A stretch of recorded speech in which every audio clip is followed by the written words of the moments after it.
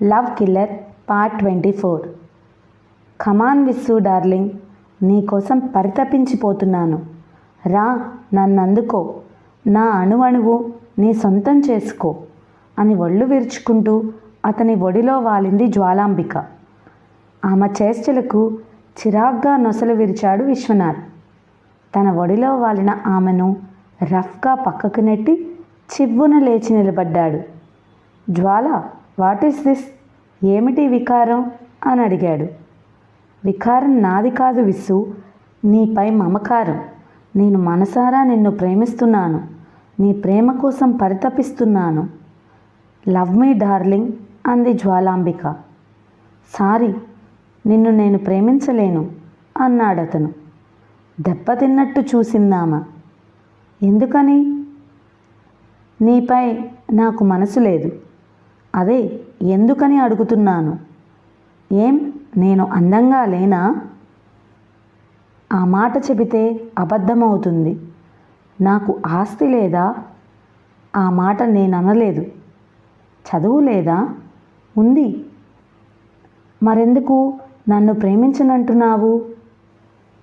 నీ అందం అహంభావపూరితమైనది, నీ ఆస్తి మానవత్వం తెలియనిది. ఇక నీ చదువంటావా, అది సంస్కారం అంటే ఏమిటో తెలియనిది. వీటన్నిటినీ మించి నిన్ను ప్రేమించకపోవటానికి మరో కారణం ఉంది అన్నాడతను. ఏమిటా కారణం? నేను ఇదివరకే మరో అమ్మాయిని ప్రేమించాను. ఆమెతోనే జీవితం పంచుకోవాలని నిర్ణయించుకున్నాను. ఎవరు నువ్వు ప్రేమించిన అమ్మాయి? ఆ వసంతే కదూ అంది అసూయగా. అవును. నాలో లేనిది దానిలో ఏముందని ప్రేమించావు?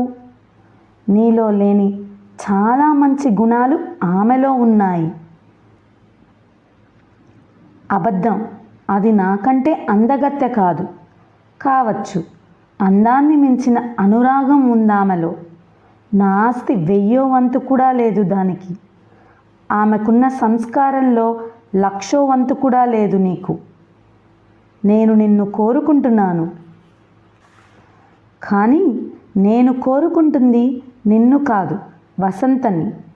నేను కోరుకున్నది దక్కించుకునేదాకా వదలను.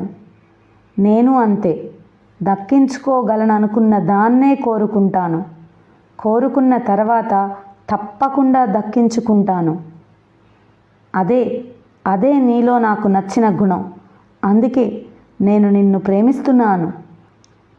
ఎంత పిచ్చిగా ప్రేమిస్తున్నానో నీ కళ్ళతో నువ్వే చూద్దువుగానిరా అంటూ అతని చేయి పుచ్చుకుని ఎదురుగా బెడ్రూమ్ ముందుకు లాక్కుపోయి మూసి ఉన్న తలుపులను ఒక్క తన్ను తన్నింది.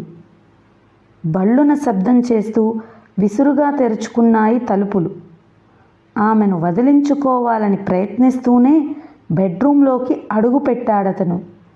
చూడు, చుట్టూ చూడు, నేను ఎంత గాఢంగా, ఎంత పిచ్చిగా ప్రేమిస్తున్నానో నీ కళ్ళతో నువ్వే చూడు అంది.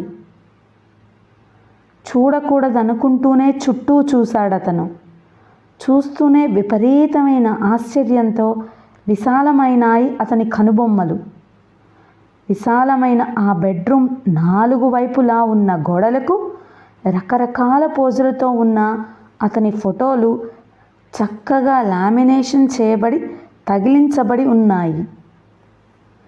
అన్ని రకాల ఫోటోలు ఆమె ఎలా తీసిందో, అన్ని ఫోజులు తను ఎప్పుడు ఇచ్చాడో అర్థం కాలేదతనికి. ఒకవేళ ట్రిక్ ఫోటోగ్రఫీతో సృష్టించబడిన పోజులేమో అవి అనుకున్నాడు మనసులో. అది ట్రిక్ ఫోటోగ్రఫీ కాదు విస్సు. కంప్యూటర్ గ్రాఫిక్స్ ద్వారా నువ్వు ఏ యాంగిల్లో అందంగా, ఆకర్షణీయంగా ఉంటావో ఊహించి ఆ విధంగా వేయబడిన ప్రింట్లు. నిజానికి నువ్వు నిలబడి ఉండగా ఒకే ఒక్కసారి నీకు తెలియకుండానే డిజిటల్ వీడియోలో నీ కదలికలన్నీ షూట్ చేయటం జరిగింది. ఆ ఫిలింని ఉపయోగించి కంప్యూటర్ ద్వారా ఈ ఫోటోలు సృష్టించబడ్డాయి అంటూ వివరించింది. You are crazy. నువ్వు ఏమైనా అనుకోవిసు, మొదటి చూపులోనే నేను నిన్ను ప్రేమించాను. ఈ ప్రపంచం తల్లక్రిందులైనా నేను నా సొంతం చేసుకోవాలని నిశ్చయించుకున్నాను. ఎన్నోసార్లు నా ప్రేమను నీ ముందు వ్యక్తం చేయాలని ప్రయత్నించాను, కానీ అందుకు నువ్వు అవకాశం ఇవ్వలేదు. అయినా మనసులో నీ మీద ఏర్పడ్డ పిచ్చిని వదులుకోలేకపోయాను. వీలైనప్పుడల్లా ఇక్కడికి వచ్చి ఈ గదిలో కూర్చుని ఈ ఫోటోలతో మాట్లాడుతూ నీతో మాట్లాడినట్టు ఫీల్ అవుతుంటాను. ఇప్పుడు చెప్పు, ఆ వసంత ఇంతకంటే గాఢంగా, ఇంతకంటే పిచ్చిగా నిన్ను ప్రేమిస్తుందా అని అడిగింది జ్వాలాంబిక. వసంత ప్రేమ పిచ్చి ప్రేమ కాదు. ఆమె ప్రేమ స్వచ్ఛమైనది, పవిత్రమైనది. అందుకే ప్రేమ విషయంలో ఆమె నన్ను ఏనాడో గెలుచుకోగలిగింది. నిన్ను గెలుచుకోవాల్సింది నేను, ఆమె కాదు అంది సీరియస్గా. నీకు ఆ ఛాన్స్ లేదు. ఎందుకు లేదో ఇప్పుడే తేలుస్తాను అంది జ్వాలాంబిక. అంటూనే ఊహించని విధంగా అతన్ని మంచం మీదకి నెట్టి అమాంతం అతని మీద పడి తన వక్షోజాలతో అతని ఛాతిని అదుముతూ అతని పెదాలతో పెదాలు కలపాలని ప్రయత్నించింది. జ్వాలాంబిక పరమ మూర్ఖురాలు, మొండిది అని అతనికి తెలుసు. అయినా ఆమె అంతకు తెగిస్తుందని, అలా ప్రవర్తిస్తుందని, మంచి చెడ్డలు పూర్తిగా మర్చిపోతుందని ఎంతమాత్రం ఊహించలేదు విశ్వనాథ్. ప్లీజ్ జ్వాల, వద్దు, నువ్వు చేస్తున్నది చాలా తప్పు, ఆగు, కంట్రోల్ యువర్ సెల్ఫ్ అంటూ ఆమెను తన మీద నుండి అవతలికి నెట్టడానికి ప్రయత్నించాడు విశ్వనాథ్. వద్దు, నన్ను ఆపక విసు, నువ్వు నాకు కావాలి, నాకు మాత్రమే కావాలి. నేను నీలో ఐక్యం అయిపోవాలి. నన్ను కాదనకు, నన్ను నీదాన్ని చేసుకో అంటూ అతన్ని మరింతగా అల్లుకుపోసాగింది. ఇక లాభం లేదనుకున్నాడు విశ్వనాథ్.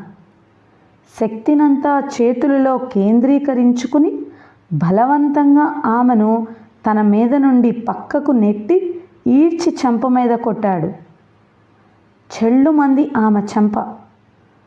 కెవ్వుమని అరుస్తూ వెనక్కి తూలి మంచం మీద క్రింద పడిపోయింది. వెంటనే లేచి నిలుచున్నాడు విశ్వనాథ్. నీది ప్రేమ కాదు, కామం. ఈ రకంగా నన్ను లొంగదీసుకోవాలనుకుంటున్నావేమో, అది ఒక్కనాటికి జరగదు. నా వసంత తులసి మొక్క లాంటిది. ఆమె పక్కన నిలబడే అర్హత కూడా లేదు నీకు అన్నాడు సీరియస్గా. చెంపను తడుముకుంటూ లేచి నిలబడింది జ్వాలాంబిక. క్రోధావేశాలతో ఎర్రగా కందిపోయింది ఆమె వదనం.